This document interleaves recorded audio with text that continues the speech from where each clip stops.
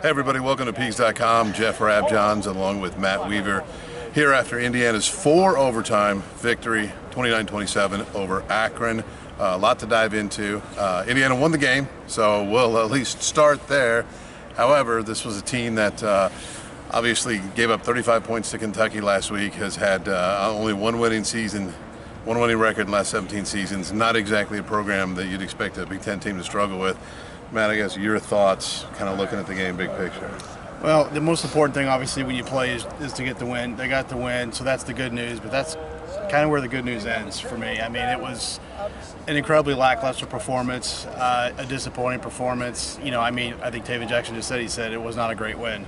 And, you rarely say that about wins, but, Tom Allen in his post-game press conference, it almost seemed like a losing press conference. Yeah. The way he was, he started off and the questions that were being asked, and, I thought they were fair questions. So, there's your 4 games in the season, you're 2-2, you still got a lot to play for, but there's some things that really need to be fixed with this team, especially on the offensive side of the ball. Yeah, I mean, it's the final score is 29-27, which is really kind of deceiving. Indiana scored 1 offensive touchdown through 4 quarters. Louis Moore got a pick 6 for him. They also got a field goal.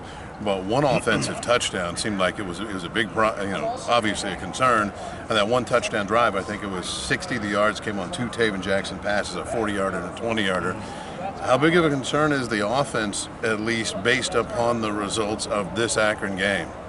Well, I don't know what the identity of this offense is. They come out in 1 possession and you're running option plays, and Taven looks very uncomfortable to me running the option. When he does a lot of things, he looks smooth, he looks natural, he looks robotic running the option. He looks like a guy who just started to learn how to run the option.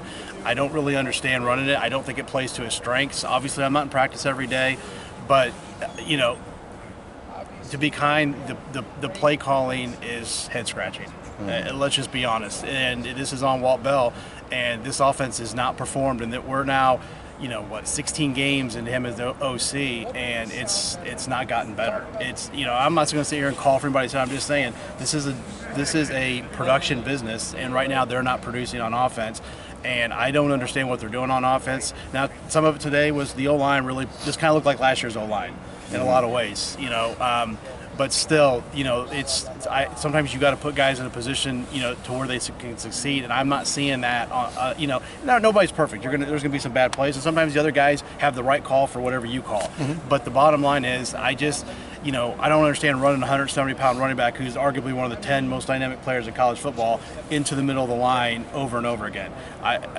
Get him out in space. I know they did that some. Throw him the ball. I haven't really seen him much as a receiver, So, things like that with Jalen Lucas. It's just, I don't know. It's head-scratching to watch this offense because I don't really know what they're trying to do and what their identity is.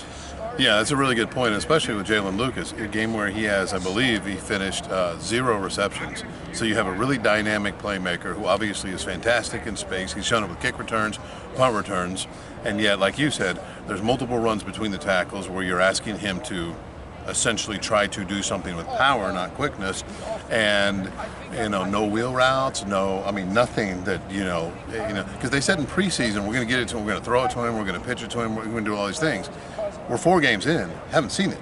Yeah. It just hasn't been there, and now we've had multiple, goal-to-goal situations where they haven't succeeded. And like you said, it's a production business, so.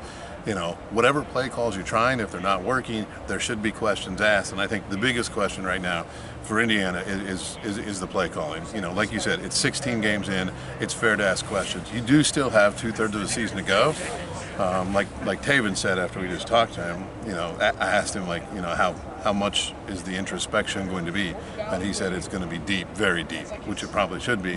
What I think is going to be interesting is, okay, how much of that is players as far as their need to execute, and also the coaches getting together going, hey, are there things we need to do differently? Running, the option to the short side of the field on a goal to go, somebody who's got some real offensive play calling expertise is going to have to explain that to me. Yeah. And then there's some other things that I think are fair to ask questions about. Again, a lot of season to go. They are 2-2. If you improve, you get 4 wins, you go to a bowl. It's not gone. But this is a game, to me, you tell me what you think, fans who sat there and watched this game, there's not a lot that they look at and, okay, that makes me feel good about playing Big Ten opponents. Yeah, I agree. And I mean, I kind of said this, when you had, just go back, when I was here as a manager, you even when you're losing, I'm not saying losing is okay if you make it exciting, but there was some glimmer of hope. At least right now offensively, I just don't see a lot of hope. I mean, and I'm not trying to be, but this through 4 games, there's been last week there were some plays in the second half, but I mean this team really has. I mean, I'm taking the S-State out of it. That's a team that you should do what they did to them. It's just offensively, it's really. It's tough because you had Kevin Wilson for so long, and you say what you want, but his teams every game were putting points on the board and had the foot on the pedal, and you had to score. Unfortunately, the defense wasn't there for him a lot of the time, but now it's the other way around. And not that this defense been perfect. I mean, let's be honest. Akron let him off the hook a lot tonight. There should have been a 99-yard touchdown when the guy dropped the ball. You kind of have him on the ropes, and they break off what that run was 60, 70 yards there in the fourth quarter. Right. I mean, you're giving up some explosive plays. It happened last week against Louisville. I think obviously they made enough plays to win tonight, but even the defense has some stuff that they need to work on. The tackling's still not been great. I thought they missed a lot of tackles. You got doubled up almost in yardage by a bad MAC team. Right. 2 players for Akron rushed for more yards individually than you did as a team. Right. So there's a lot of issues. You got the win, but I'm not sure. Like I said, to me, you guys score points. I was talking to some other media guys. You guys score points. I mean, last week for the last 38 minutes, you shut down a good Louisville offense that dropped 56 today up at Boston or against Boston College. And you come out here and it's just, to me, there's almost more questions now after 4 games than you had going into the season. Yeah. And that's kind of concerning. Yeah, definitely is. So, again, from here at Memorial Stadium, Indiana does win in 4 overtimes, but heading into Week 5, certainly a lot of questions for the Hoosiers. For Matt Weaver, I'm Jeff Rabjohns for Peegs.com.